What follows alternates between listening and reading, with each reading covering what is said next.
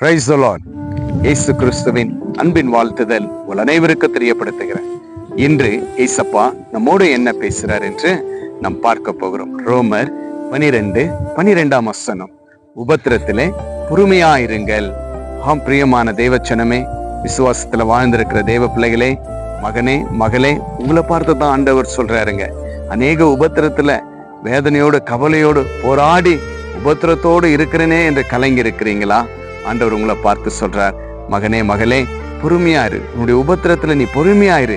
உனக்கு நான் ஜெயத்தை கொடுப்பேன். நீ கேட்டதை நான் நிறைவேற்றி ஆசீர்வதிப்பேன் என்று கர்த்தர் உங்களை பார்த்து இந்த நேரத்துல ஆண்டவர் சொல்லக்கூடிய ஒரு வார்த்தையாய் காணப்படுகிறது. பின்னாடி இருக்கிற மரத்தை பாருங்க. அந்த சிறு வயதிலிருந்து எவ்வளவு கஷ்டப்பட்டு இருக்கோம். அதை எத்தனை பேர் மெதிச்சிருப்பாங்க, எத்தனை ஆடு மெதிச்சிருக்கோம், எத்தனை தடவை ஆடு மாடுகளும் அதை நாசனம் பண்ணியிருக்கோம், இல்ல மனுஷர்கள் மெதிச்சிருப்பாங்க. ஆனா இன்றைக்கு ஒரு உயரமா ஒரு மரமாய் வாழ்ந்திருக்குதுன்னா அது பொறுமையோடு காத்திருந்தது நிமித்தமாய் இது ஒரு நல்ல மரமாய் இன்றைக்கு பெரிதாய் காணப்படுகிறது.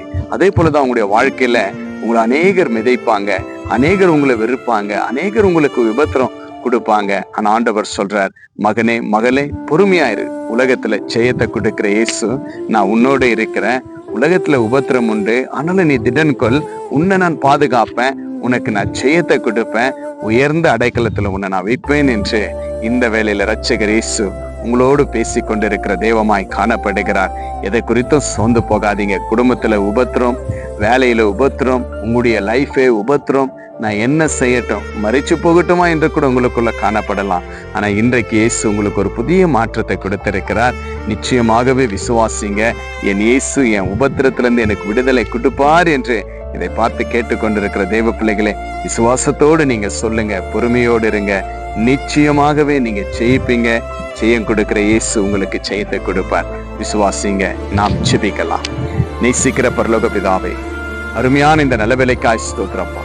உபத்திரத்துல பொறுமையா இருங்கள் என்று உங்களுடைய பிள்ளைகளுக்கு மீண்டும் நீங்கள் பொறுமையை கற்றுக் கொடுத்த தெய்வமே, உமக்கு ஸ்தோத்திரிக்கிறப்பா.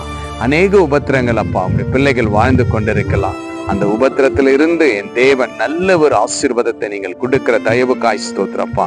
உங்களுடைய பிள்ளைகளுக்கு எதெல்லாம் உபத்திரமாய் காணப்படுகிறதோ எல்லா உபத்திரத்திலிருந்து நீங்கள் விடுதலை கொடுங்க இயேசப்பா.